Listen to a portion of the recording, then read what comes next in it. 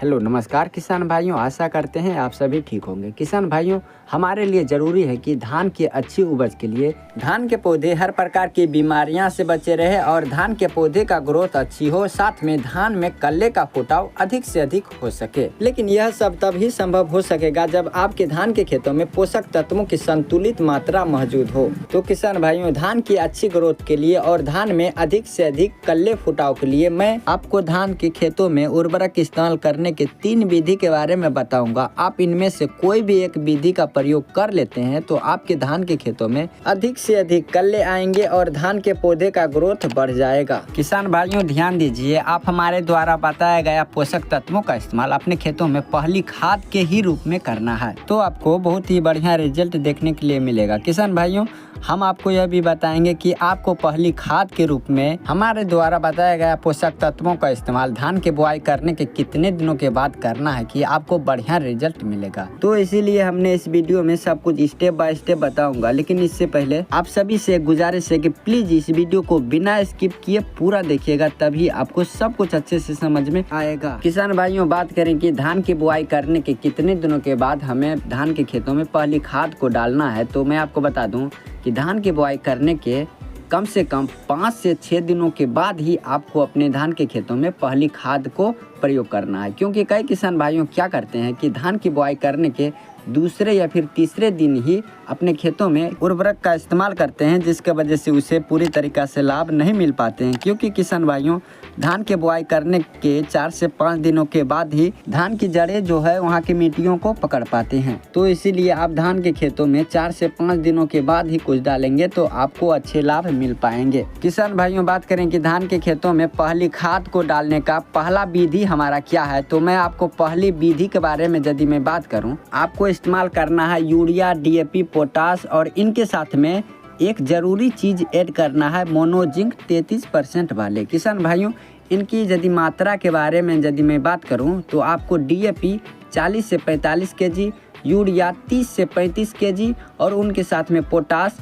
20 से 25 kg और मोनोजिंक 33% वाले आपको कम से कम लेना है 8 से 10 kg। और इन सब को एक साथ मिलाकर आपको अपने धान के खेतों में उस समय छिड़काव करना है जब आपके धान के खेतों में नमी हो। किसान भाइयों, याद रखें, यदि आपके धान के खेत सूखे हैं तो सूखे में आप कोई भी खाद नहीं डालिएगा, क्योंकि अगर आप ऐसा करते हैं तो आपको कोई भी लाभ नहीं मिलेगा। तो इसलिए अगर आपके धान के खेतों में नमी नहीं है तो आप सबसे पहले अपने धान के खेतों को सिंचाई कर लें और सिंचाई करने के बाद आप इन खादों को अपने खेतों में डाल दें। किसान भाइयों, आप यकीन मानिए, अगर आप ऐसा करते हैं तो आपको बहुत ही बढ़िया रिजल्ट देखने के लिए मिलेगा, क्योंकि मैं खुद इस विधि का प्रयोग करता हूं।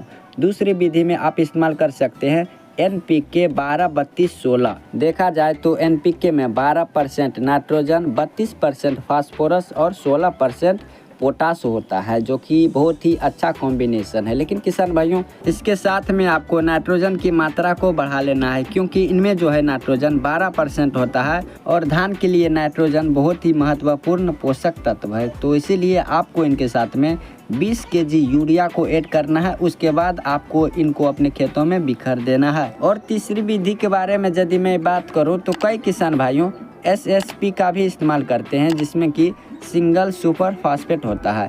लेकिन किसान भाइयों, अगर आप अपने धान के खेतों में SSP का इस्तेमाल करते हैं तो इनके साथ में और 2 पोषक तत्वों को ऐड करना है, उसके बाद ही आपको अच्छे रिजल्ट मिल पाएगा। इसके साथ आपको ऐड करना है 45 से 40 kg यूरिया और 10 से 15 kg पोटास को ऐड करना है, क्योंकि SSP में नाइट्रोजन नहीं होता है। तो जैसा कि हमने आपको बताया कि धान के खेतों के लिए नाइट्रोजन पोषक तत्वों का होना बहुत ही ज़्यादा ज़रूरत है। तो इसीलिए आपको 45 से 40 kg यूरिया का इस्तेमाल जरूर कीजिएगा। दोस्तों, हमने इस वीडियो में आपको जो भी बताया, आप इनमें से कोई भी एक विधि का प्रयोग कर सकते हैं। और हाँ, ध्यान दीजिएगा, आप कोई भी विधि का प्रयोग कीजिएगा तो 10 से 15 दिनों के अंदर ही कर लीजिएगा, तभी आपको अच्छे लाभ मिलेंगे। दोस्तों, यही था आज का छोटा सा जानकारी। आशा करता हूँ यह वीडियो आपको पसंद आया होगा। सो इसीलिए जाने से पहले आप हमारे इस वीडियो को एक लाइक ज़रूर कर दीजिएगा और चैनल पे नए आए हैं तो प्लीज़ आप हमारे चैनल को सब्सक्राइब कर लीजिए और इस वीडियो को अपने दोस्तों के पास भी शेयर कर दीजिए, ताकि वह भी कुछ जानकारी प्राप्त कर सके।